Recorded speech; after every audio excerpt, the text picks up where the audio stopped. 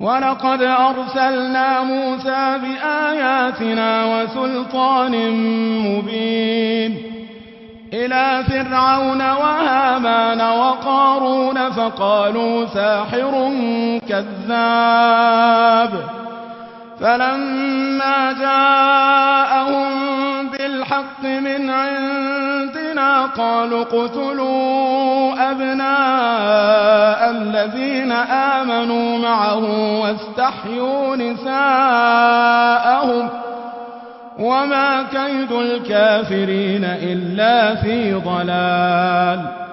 وقال فرعون ذروني أقتل موسى وليدع ربه إني أخاف أن يبدل دينكم وأن يظهر في الأرض الفساد. وقال موسى إني عذت بربي وربكم من كل متكبر لا يؤمن بيوم الحساب. وقال رجل مؤمن من آل فرعون يكتم إيمانه أتقتلون رجلا أن يقول ربي الله وقد جاءكم